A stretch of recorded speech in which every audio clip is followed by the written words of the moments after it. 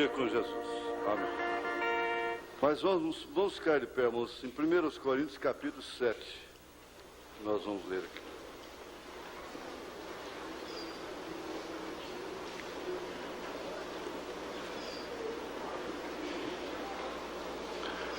Ora, quantas coisas que me escrevestes, bom seria que o homem não tocasse em mulher.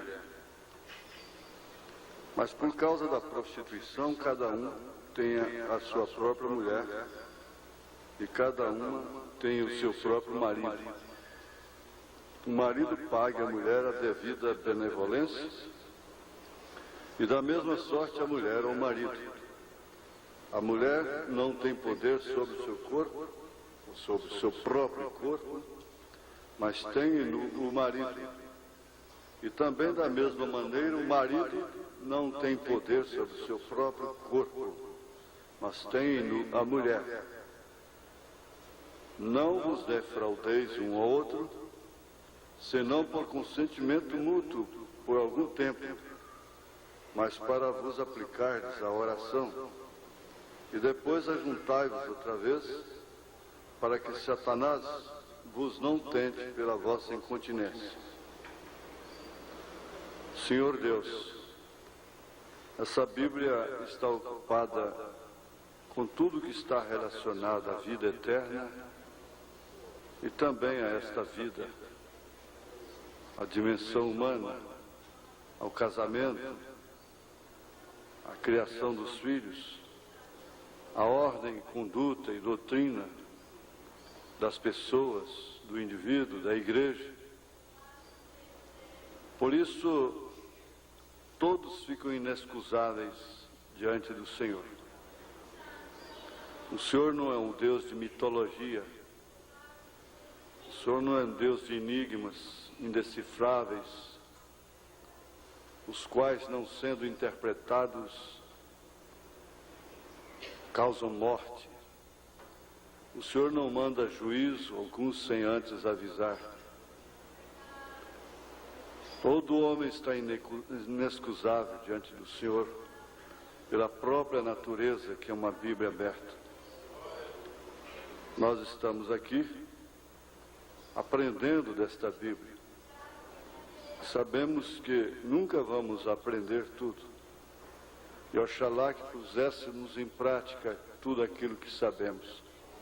Isso seria o suficiente para sermos pessoas ideais, idôneas, responsáveis em todas as nossas obrigações, em todos os nossos atos, muito especialmente na obrigação do marido, da esposa, do pai, da mãe, do filho. Em nome de Jesus Cristo, nós suplicamos as bênçãos que nós necessitamos, não as que queremos, mas as que nós necessitamos. Amém. Amém. Assentai-vos. Mas vamos ver aqui, começando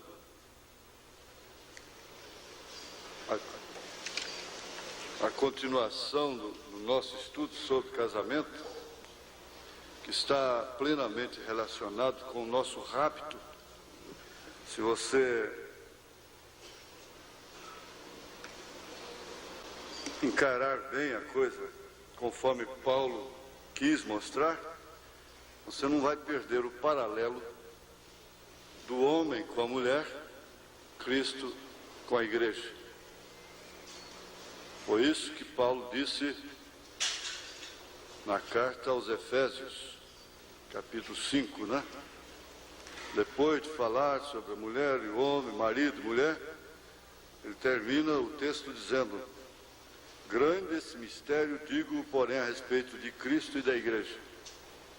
Assim também vós, cada um em particular, ame a sua própria mulher, como a si mesmo, e a mulher reverencie o marido.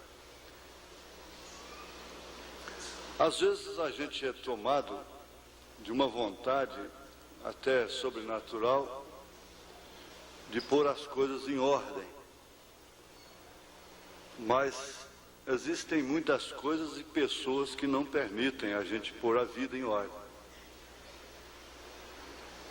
Às vezes um pai suspira para pôr a sua casa em ordem.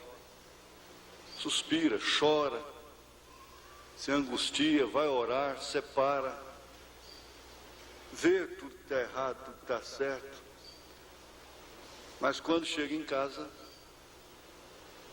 compra uma guerra. E aí você vai desanimando até, às vezes enfraquece. Fala, como? O único meio que eu vejo de consertar a minha vida é aparando isso. Mas a minha mulher não deixa. Os meus filhos não permitem. Mas meu marido não deixa. Meus filhos não deixam. Como é que eu vou fazer? O profeta, uma vez, ele se sentiu tão encantuado que ele disse, olha, eu paro de pregar, eu saio do ministério e vocês ficam responsáveis pelas almas. Vocês vão ficar responsáveis. Naturalmente, aquilo veio causar algum temor, teria causado? Eu pergunto, não causou. Não causou conserto, nem medo em ninguém, nem temor, porque eles continuaram até hoje com a mesma coisa. E às vezes você pensa, bom, eu fazendo isso, eu fazendo aquilo, eu conserto a minha vida, a minha casa. Deus vai te julgar pelo desejo do seu coração. Mesmo que você não tenha conseguido aquele desejo, executar aquilo. O profeta disse que ele vai te julgar por aquele desejo ardente que você tenha de fazer aquilo, mas contudo não pôde fazer. Mas você sofreu por aquilo, se angustiou por aquilo. E ninguém melhor do que Deus conhece realmente aquilo que nós anelamos, desejamos ardentemente, como Pedro disse, Paulo também disse, desejando ardentemente aquele leite puro. Nós estamos aprendendo a cada dia que a pessoa não pode ter uma boa saúde se não tiver uma boa alimentação. Agora, boa alimentação não é mesa farta, você sabe disso. Não é muito arroz branco, muito macarrão branco e carne e coisas. Isso não quer dizer alimentação boa. Aliás, ali está uma alimentação péssima. Tem gente morrendo mais de comer do que morrendo de fome. O problema da fome ele é localizado. Agora, o que se morre de infarto cardíaco, por obstrução das coronárias, causado pela gordura animal, pelo refrigerante, pelo arroz branco, pelo açúcar e assim em diante, não está escrito. Mas não adianta, você pode mostrar, não adianta. Como as pessoas desprezam a mensagem da hora, desprezam e até ironizam aqueles que primam por uma alimentação original, integral. E fica cansativo, fica enjoado, e fica sendo um pássaro raro ali na caravana, não é? E dando trabalho. Então é melhor, joga aquilo para um lado, esquece disso, e enterra a cara numa expressão popular, na comida, do jeito que está.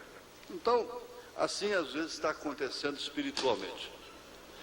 Não há sentimento de responsabilidade. Na verdade, nós estamos inundados, encharcados de sentimentos pessoais, mas o sentimento de responsabilidade com a nossa própria alma e com aqueles que dependem de nós, às vezes fica marginalizado. A gente analisar as coisas assim, de uma maneira real, olhando para aquilo como quem está olhando no espelho mesmo, É muito bom. Agora, veja que eu quero prosseguir, e aqui já tem um testemunho dizendo: eu quero agradecer o conselho que o senhor deu para eu e minha família. Agora, se eu fosse pegar testemunhos sobre isso aqui, eu teria uma caixa muito grande aqui de testemunhos, né? Eu e minha esposa no escritório outro dia, porque até aquele dia nós nos dizíamos que casados, estávamos casados, mas na verdade, para mim, nós não estávamos casados. Foi daquele dia, a partir daquele dia para cá, que nós nos tornamos casal feliz. Então eles entenderam que se casaram daquele dia para cá. Agora, isso é uma revelação, não resta dúvida. Por outro lado, compensa que eu ia dizendo, o irmão Brana pregou a mensagem final, ele pensou que a igreja toda ia entrar em desespero. E por várias vezes ele se desesperou, dizendo: mas é isso que eu tenho ensinado para o povo todo esse tempo? Não. Mas quando ele ouvia determinados testemunhos, eu posso ter a experiência, o gozo que ele sentia quando ele ouvia uma coisa como essa, não é? Resultado: quero dizer que o senhor não tem sido só pastor, mas pai. A pessoa diz assim: na casa do meu pai não tive estes conselhos que eu tenho com o senhor. Obrigado por tudo, obrigado mesmo. É de coração, de coração. E a pessoa assinou o seu nome. Deus te abençoe também. Agora, essa aqui é um pouco humorística, né? Parece ser uma criança, não sei se a mãe ou alguma moça incentivou uma criança a escrever. Uma menina deve ser. Pastor, gostaria de saber se não tem problema a mulher não casar. Porque para o homem é mais aconselhável que se case. E a mulher? Aí Jesus ressuscitou e está vivo. Amém. Olha, não precisa casar não. Não tem que casar não. Não é obrigado não. Aliás, até Paulo disse aqui, ó. Ele até diz aqui, ó. E bem quisera eu que estivesse sem cuidado. O solteiro cuida nas coisas do Senhor, em como há de agradar ao Senhor. Mas o que é casado cuida nas coisas do mundo, como há de agradar a mulher. A diferença entre a mulher casada e a virgem: a solteira cuida das coisas do Senhor, para ser santa, tanto no corpo como no espírito, se é verdade, né? Ele estava falando à igreja. Porém, a casada cuida das coisas do mundo. As coisas do mundo, ele quer dizer, as coisas naturais, né? Em como há de agradar ao marido. E ele disse: e digo isto para proveito vosso, não para vos enlaçar, mas para o que é decente e conveniente, para vos unirdes ao Senhor sem distração alguma. Isso quer dizer, é aquela moça que não se casa, mas se dedica a Cristo, a Deus. Ela vive orando e lendo, e não está queixando, porque às vezes até o semblante da pessoa é uma queixa, não é? Porque é uma lamentação, porque não se casou. Ela não está se dando por vítima, ela está cumprindo uma dedicação da sua vida a Deus. Mas se alguém julga que trata dignamente a sua virgem, se estiver passada a flor da idade, se não for necessário, que faça o tal que quiser. Não pequem. Não pequem. Casem-se. Quer casar, então pode casar, mesmo tendo passado a flor da idade.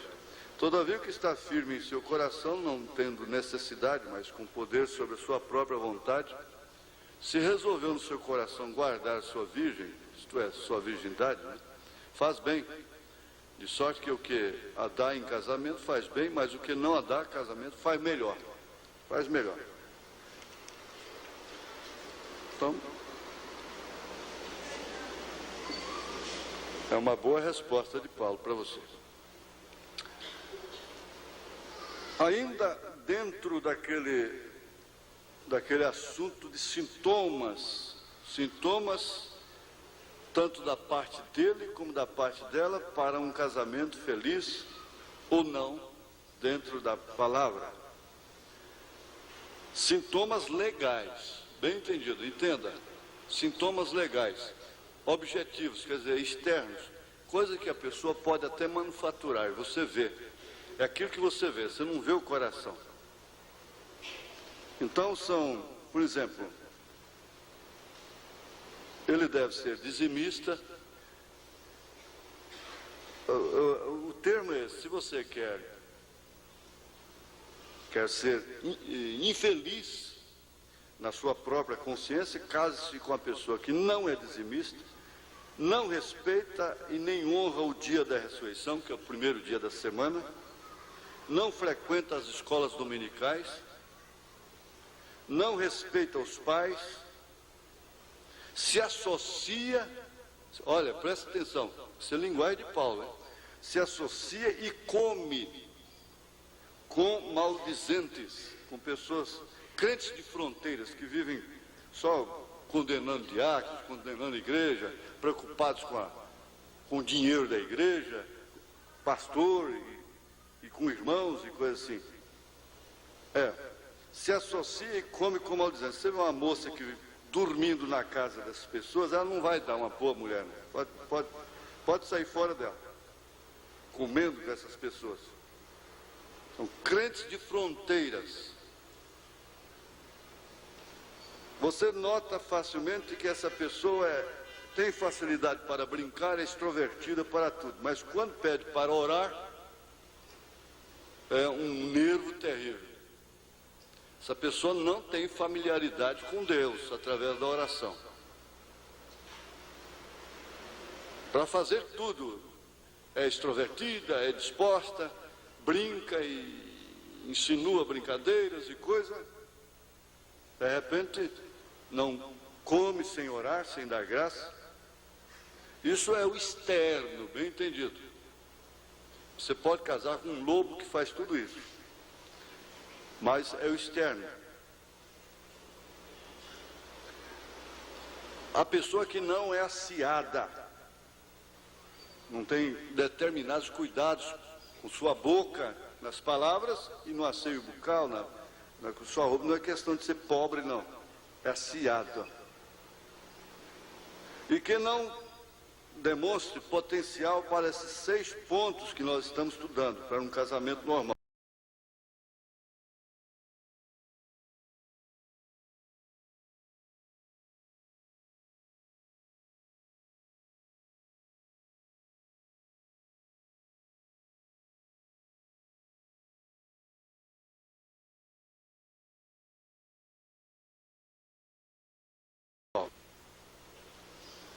Aí eu vou me casar, mas assim, minha vida tem que ser intocada pelo marido, pela mulher. Olha, o casamento, Paulo disse aqui, que ele vem satisfazer uma condição biológica, que é por causa da prostituição. Então o cristão não precisa, não tem porquê, o homem não tem porquê se prostituir, a mulher se prostituir, não é? Não tem porquê, porque ele tem uma esposa, ela tem um marido, então não há necessidade, não há incontinência para aquilo, porque nós lemos aqui, não defraudeis um ao outro, senão por consentimento mútuo, por algum tempo, para vos aplicares a oração e depois ajuntares outra vez, para que Satanás vos não tente pela vossa incontinência. Você nota que não tem nenhum fanatismo aqui, nenhum excesso. Então, o pastor Adalto, ele gostou demais. Hoje está rodando aquela fita de domingo lá, em Minasul, o Gurupi, parece. Eu ontem estive com ele em Minasul.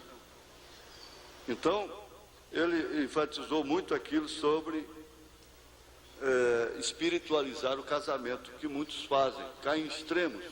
Então não pode tocar um no outro. E isso é errado, porque o casamento já veio por uma ordem biológica desde o Éden. Osso dos meus ossos, carne da minha carne. Não é bom que o homem esteja só, etc, etc. Agora, o amor. Aí nós pegamos, foi a estatura do varão perfeito, parágrafo 15, não foi? E vocês estão bem familiarizados, é um termo que eu estou usando demais, mas não dá para desgastar, cansar. Familiarizados quer dizer conscientizados, conhecendo bem aquilo, que não se deve casar sem esse amor, porque isso aí atinge a parte psicológica da pessoa.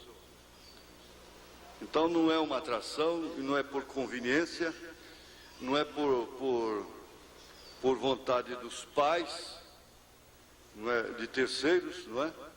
É por amor acompanhado dessa atração.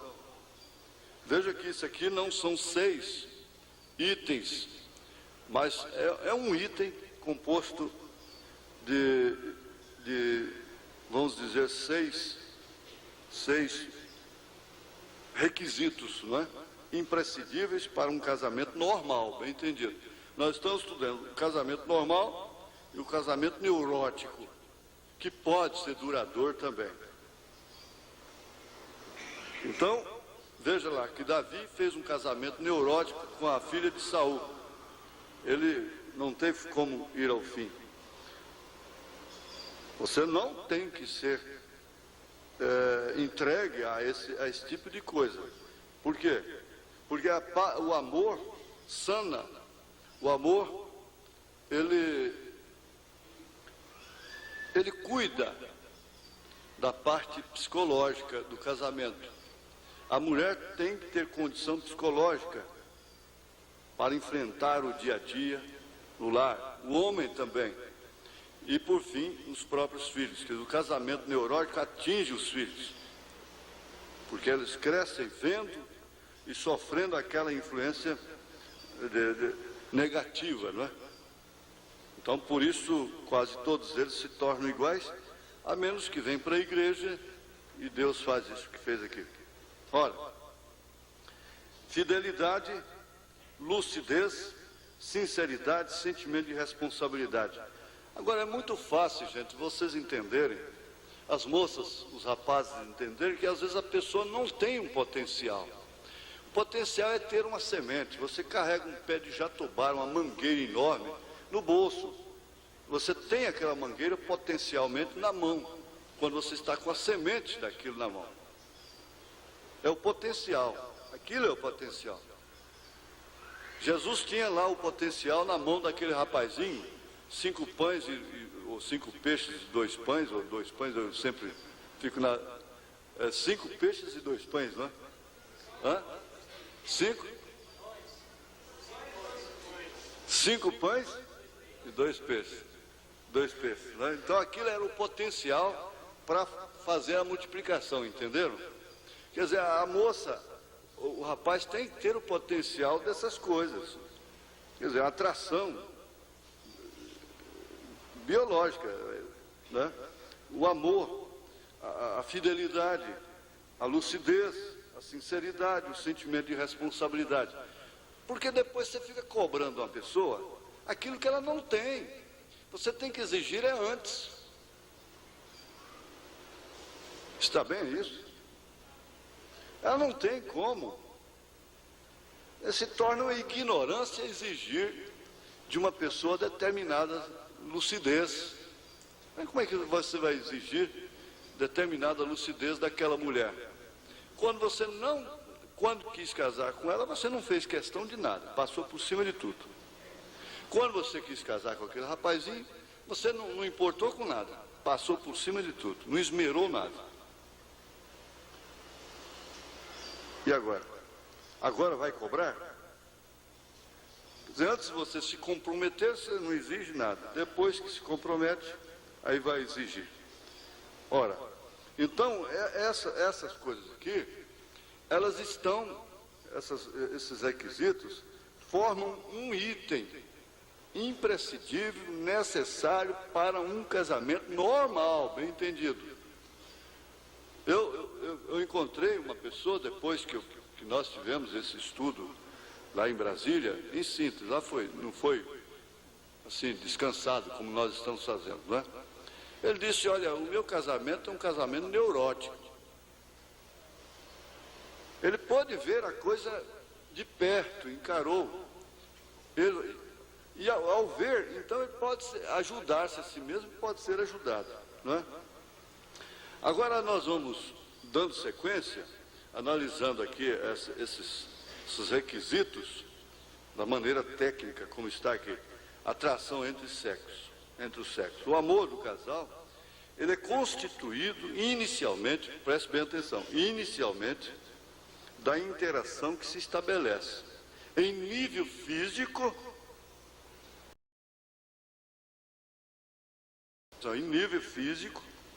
determinado pela atração mútua.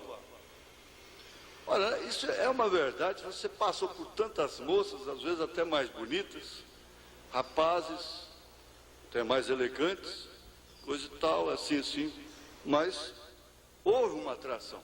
Eu não posso entrar muito na parte íntima disso aqui, mesmo tecnicamente falando, mas Deus é tão grande, Ele estabeleceu tantas leis que nós desconhecemos, mas não é porque as ignoramos que elas deixam de existir, como esse caso da parte biológica e psicológica. Elas existem, e a ignorância disso vai nos livrar das consequências que os choques com essas leis trazem sobre as pessoas? Não livram. Agora, muitas, não as conhecendo, mas usufruem de estarem enquadrados com essas leis, mesmo não conhecendo-as. Usufruem inconscientemente também. É a mesma coisa se você fosse levado aí numa altura qualquer e você nem soubesse, pelo menos, o que é um paraquedas. E está amarrado uma coisa no sei lá e você sabe que vai morrer. Mas de repente o paraquedas abre e você vai descendo lentamente e de repente você está lá no chão, sem morrer, sem se quebrar todo. Você não sabia daquela lei, mas ela te protegeu, porque ela existe. Não é verdade? Então, essas coisas, elas existem. Ignorá-las não quer dizer que nós estamos perdidos por isso. Mas nós sofremos consequências que às vezes são irreparáveis. Então, deve existir essa atração física, que você sabe que existe. Não adianta você querer espiritualizar. Às vezes tem uma moça que é um caráter excelente. Mas você não tem que casar com uma pessoa só porque ela é boa. Como é que faz? A única coisa que te atrai nela é o caráter? Não pode ser. Agora, o profeta disse assim, que pelo tipo de mulher que você escolhe, você mostra o seu caráter. E pelo tipo de homem que ela escolhe, ela também está mostrando o caráter dela.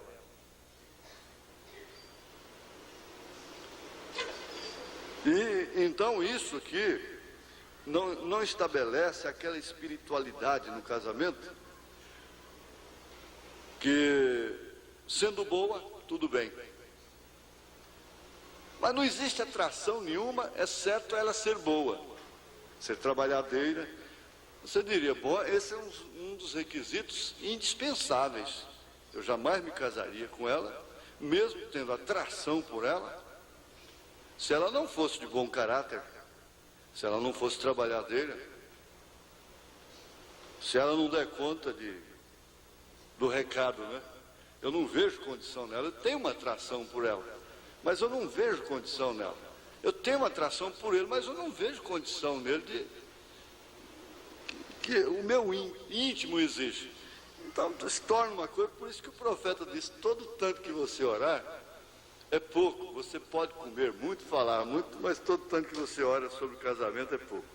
Agora, veja, ele é uma das condições necessárias para a felicidade intercambiada do casal, porém não é a condição suficiente, essa atração mútua. Ela não é tudo, não resta dúvida. Ela vem preencher exatamente 1 Coríntios 7, de 1 a 5 aí. Exatamente isso. O diálogo sexual não esgota as outras formas de diálogo geral. Eu gosto desse estudo por causa disso. Ele não choca com a palavra de Deus, não choca com a parte espiritual da igreja, do crente. E analisa de uma maneira, vamos dizer, social, né? A parte social da igreja, de uma maneira fundamental, correta. Ora, o diálogo não é só o sexual, é claro. Porque deu certo nisso, tudo bem, isso é a grande parcela para uma felicidade conjugal. Mas não é tudo. Com licença da expressão. Quer dizer, se há diálogo na cama, tem que haver diálogo na mesa. Há um diálogo na mesa, tem que haver o outro lá dentro. E lá no quintal tem que haver diálogo. Em todas as partes tem que haver diálogo.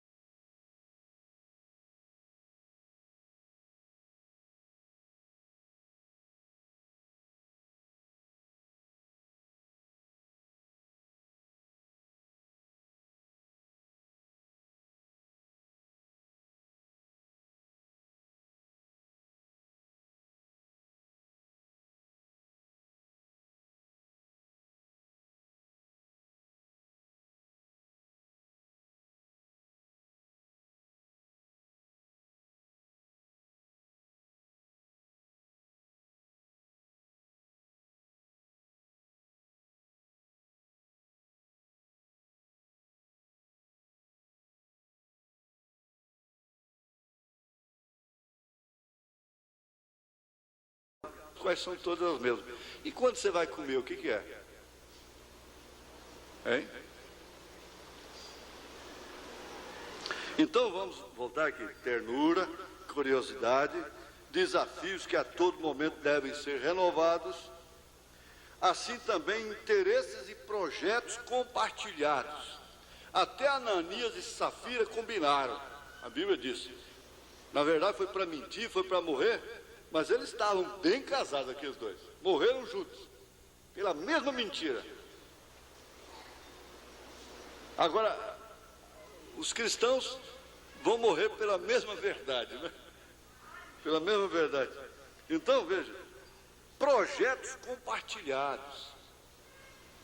Não quer dizer projetos astronômicos. Olha, a mulher desprovida de pretensões, eu falei sobre isso lá no mato. A pretensão. Vem de pretender. Está certo que o senhor é um homem que vive aqui no mato, seus filhos, sua esposa, você não vê televisão, não vê nada e fica solto aí nesse ermo aqui. Tudo bem. Mas uma pretensão o senhor deve ter. O senhor deve pretender ir para os céus.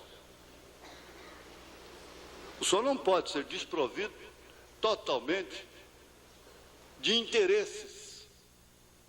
A pessoa tem, o homem foi criado com o instinto, inclusive, de aquisição. Não é certo? Então, veja aqui, esses projetos compartilhados, porque o casamento normal é um casamento compartilhado. Isso tira fora o espírito do machismo, do extremo que era antes e do extremo que caíram hoje, não é? Agora,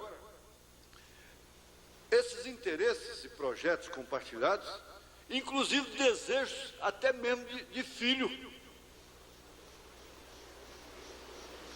De filho. Ora, esse desejo de filho, se o homem diz, eu não desejo filho, uma vez eu chamei uma moça, eu tive que chamar, por ordem das coisas, ordem sacerdotal. Eu disse, você deseja ser mãe? Ela disse, claro.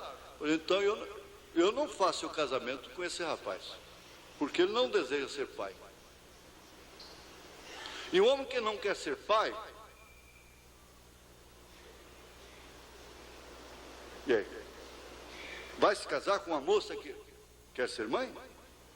Uma moça que não quer ser mãe, não quer embalar filhos nos braços, casar-se com um homem que sonha com filhos, é uma desgraça. O parto, a gravidez dela é nervosa, é murmurando dia e noite, é xingando, é lamentando, é lastimando, é revoltada. Ela não quer filhos. Ele não quer filhos. E você quer. Ela quer e você não quer. E aí, por que casar? Já é um jugo desigual. Não vai ser compartilhado os seus desejos. Há desejos que devem ser os mesmos. Não é porque você deseja torta de maçã e torta de morango, isso não separa casal, não. Eu vou fazer a tortinha de maçã dele, ele é idiota mesmo, eu como a minha de morango. Pronto. E vou caprichar. Fazer a ter a melhor possível. Deixa, então tá bem. Mas há desejos que têm que ser compartilhados, gente. É normal que o homem sacrifique mais os seus desejos pela mulher. Esse é o verdadeiro macho. O homem é aquele que sofre, arrisca, sacrifica-se pela mulher, porque assim foi que Cristo fez. Ele morreu pela mulher.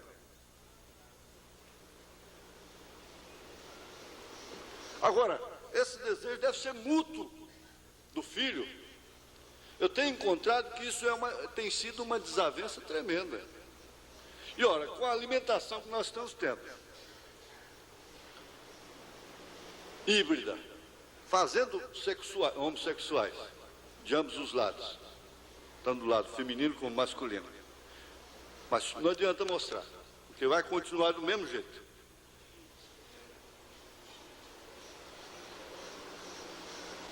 com esse tipo de coisa que nós estamos enfrentando de ordem espiritual, ordem moral e ordem física, biológica, psicológica, o que é que se pode esperar?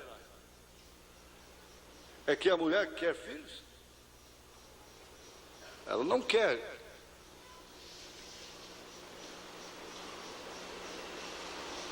E ela já está pensando agora, por último, já estão, está sendo uma opção a tal da cesariana.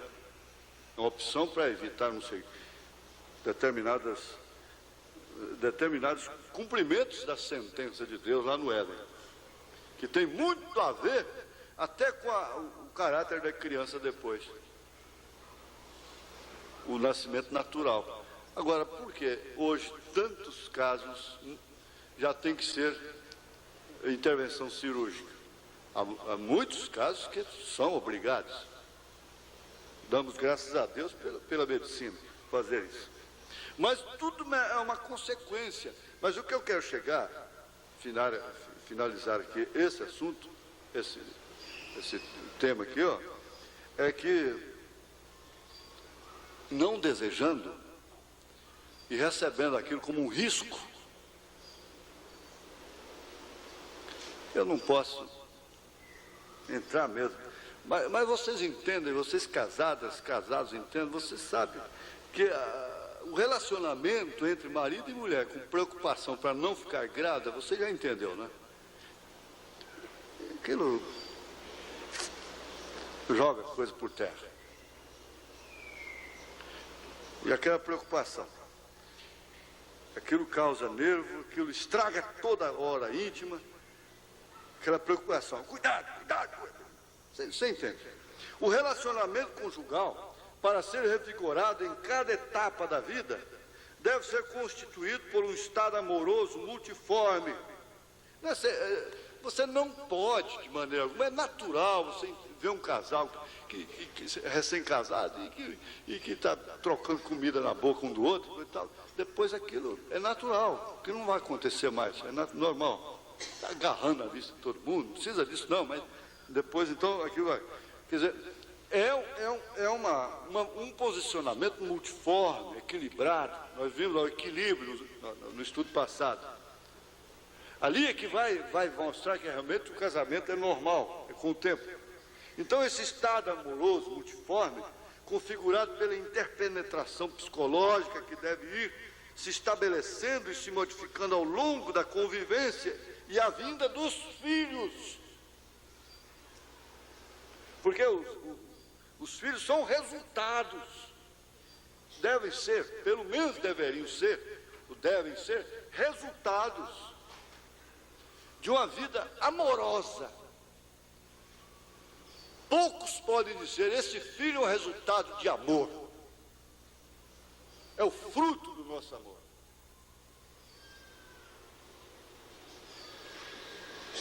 Como a coruja disse para o gavião, você não come meus filhotes porque ele é fruto do meu amor.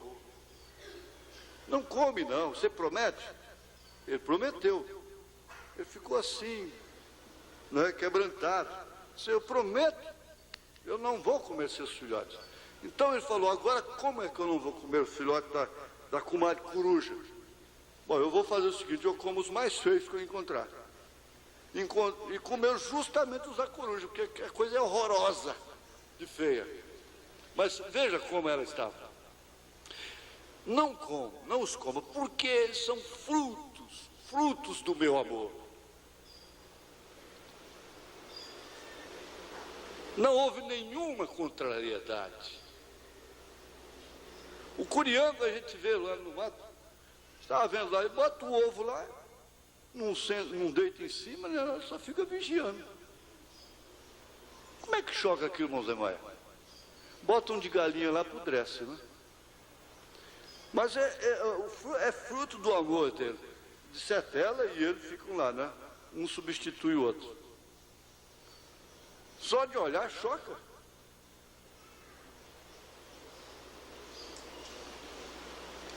Então, na vida conjugal atual, É necessário abrir espaço para o amor, para que se organize verdadeiramente. Então o casal será um casal conjugal, um casamento compartilhado, normal, equilibrado, sem excessos, sem variedades. Para a solidez e duração da união conjugal, tão necessária nos dias atuais, o caminho é amizade, amor. É mais seguro. Esse, ninguém pode, porque amizade, você sabe, amizade é uma das melhores coisas que existem quando essa amizade é realmente bem aplicada, é mútua, é recíproca, é no espírito cristão. Agora, não se dá um casal normal se não são amigos. Um amigo quer o outro para todos os momentos. E nós já aprendemos lá atrás que ela fica fazendo parte da sua subjetividade. E como foi lembrado, Pedro dizendo que o homem coberto no coração, mesmo estando ausente, ela está presente. Mesmo estando ausente, ele está presente, porque ele está nela, ela está nele. Digo, porém, a respeito do mistério de Cristo e a igreja. Ele está nela, é o mistério tríplice: Deus em Cristo, Cristo na igreja e a igreja no reino restaurado. Essa vida conjugal aqui é um natural que fala do espiritual.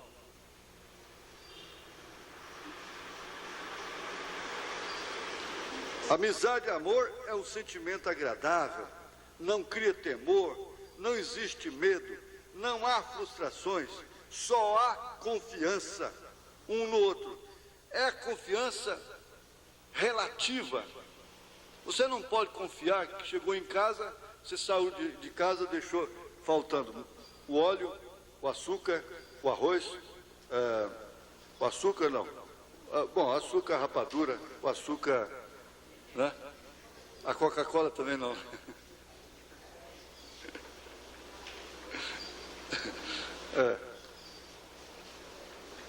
Como é que vai ser? Você pode confiar? Aí, Moisés, você chega em casa, saiu, chegou a mulher, já conseguiu açúcar, arroz, feijão, batata, cebola. Bom, eu confio nela.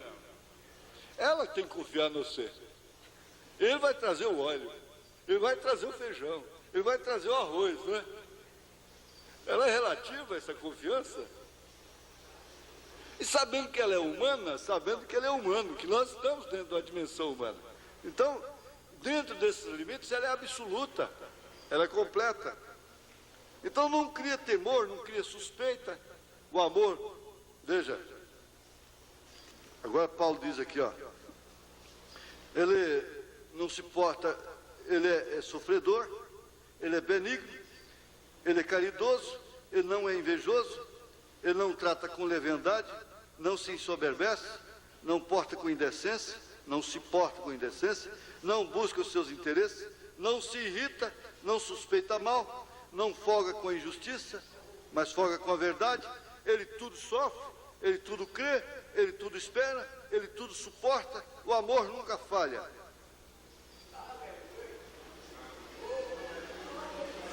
Então, a conclusão que você às vezes chega lá na metade do seu casamento é que nunca houve amor. Na verdade, com essa característica, esse ouro desse quilate, né? O amor é um ouro de 18 quilates que suporta o fogo, o cadinho. Não embora muito embora ele tenha escolhas, mas ele passa pelo fogo.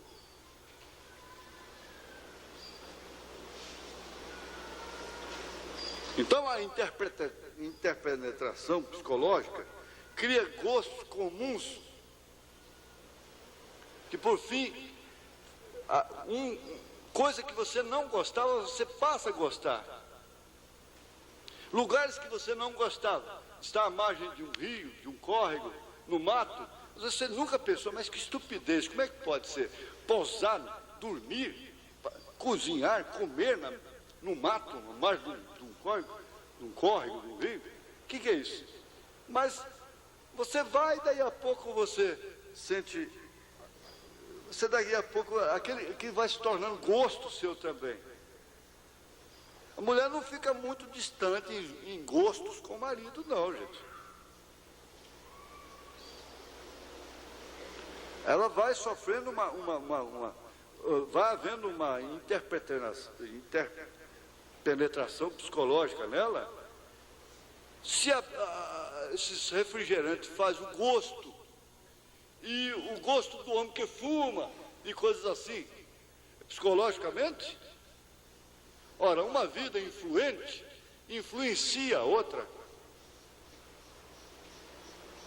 Então ela não vai viver num extremo e o marido no outro. Ele não vai viver num extremo e a mulher no outro extremo. Ela influencia ele.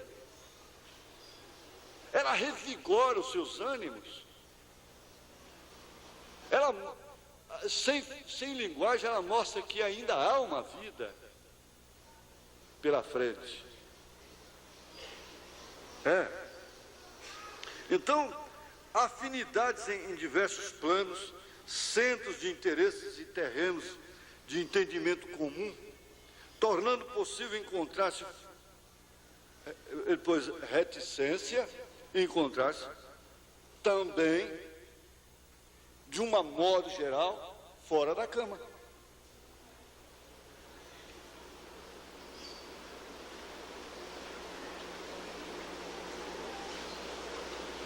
Um dos maiores prazeres que existe, por que não dizer o maior prazer, como Davi disse, é estar na casa de Deus. Agora você vai arriscar um casamento com um homem que não tem o prazer de estar na casa de Deus. Você vai ver. O que é você estar na escola, não ver seus filhos, não ver sua mulher, não ver seu marido, nem nada, ouvindo a palestra que você disse, oh meu Deus, por que não está aqui? Por que não vem? Por que não veio? Por que eu não... Por quê?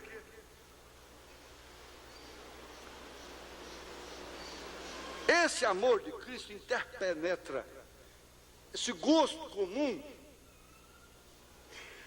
de Deus, do Espírito Santo, na sua igreja. E é isso que acontece em casa. Isso não é mais a violência, mas elas começam a variar, divergir, começam a dividir os seus gostos com o mundo.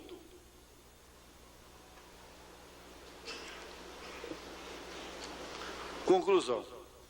Só mais um pouquinho aqui, ó, porque depois não dá mesmo. Aí, domingo que vem, se Deus permitir, nós vamos estudar fidelidade. Conclusão. A interpenetração física e a interpenetração psicológica são necessárias como base da união duradoura. Você precisa conservar isso. Botar água no pé dessa árvore, senão ela morre. A árvore tem que ser regada, tem que ser molhada. Por isso que Rebeca teve um casamento bom, porque ela começou pela água. Ela casou com o amor que era Isaac, filho da fé, que era Abraão. E a primeira coisa que ela fez em direção do seu casamento foi dar água para os camelos, para o mensageiro de Abraão. Aí que o irmão Branham disse, você precisa regar o Espírito Santo na sua vida.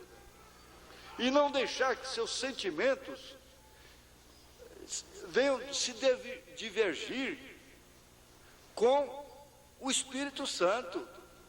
É possível sair, é possível brincar, é possível ter lazer, é possível ter tudo dentro dessa dimensão humana sem contrariar, sem entrar em choque com o Espírito Santo. Mas eu estava dizendo para o irmão, disse, olha, é só sair para lazer, a primeira coisa que pega é um espírito de liberalidade nos trajes. Então ele já acha que já pode ficar com um calçãozinho imoral no meio de irmãs, de mulher. Ela já acha que já pode pôr biquíni. Porque uma mulher não anda de biquíni na avenida, mas chegou na praia, estando na praia pode. Não é verdade? Então cai um espírito de liberalidade que choca com o Espírito Santo. Não quer dizer que você tem que estar lá no mato de gravata, paletó. Espera aí. Mas em todo campo existe uma coisa mais decente, uma bermuda, uma coisa, corta uma calça jeans ali no joelho, e não fica aquela coisa imoral ali no meio das irmãs, das moças, seja quem for. É isso que tem que ser feito. É exemplo apenas, isso não é picuinha, não é exemplo apenas. É um exemplo que todo mundo pode ter prazer, lazer. Irmão Brana estava lá na barraca brincando, até arremedando, bêbado. Um garrafão de vinho assim, ó, brincando, sem camisa.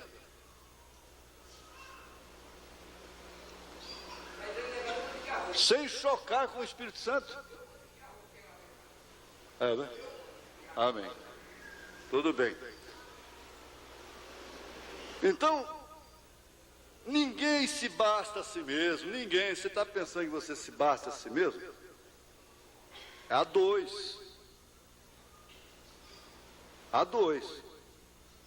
Se reforçam e criam um espaço interno comum que determina a compreensão um do outro. Então ela passa a entender e receber não como sim, e sim como não. Tanto uma coisa como outra. Ele. Aqui nós temos um exemplo. Ora, em outros tempos. Mas como é que o irmão, por que o irmão põe um bilhete e nem assina para modificar um sistema da igreja? Que é isso? Não, espera aí. Então vamos fazer o seguinte, vamos tirar o programa do rádio para encaixar, vai diminuir meia hora, vai ser menor o cansaço. Agora, por que isso não pode ser feito em casa? É porque até uma criança, gente, a criança falou uma coisa que é certa, por que não? Por que não? Só porque ele é criança? Depois cede em coisas que não devia ceder. Ora, porque ela é mulher, então não pode emitir suas opiniões. Então, veja, chega a um ponto, determina uma compreensão tão grande um do outro, que o não do outro é o seu não. O sim do outro é o seu próprio sim. É assim que vai chegar a ser Cristo e a igreja. O profeta diz, ele é ela é ele. Então não foi ele, não foi ela. Quando chegaram àquela compreensão, então foram os dois. Valorizar-se mutuamente é elemento necessário para melhor desenvolver a amizade, o amor conjugal. Valorizar-se mutuamente. Eu já não posso mais. Terceiro comentário. Domingo que vem a gente dá uma reparadinha aqui.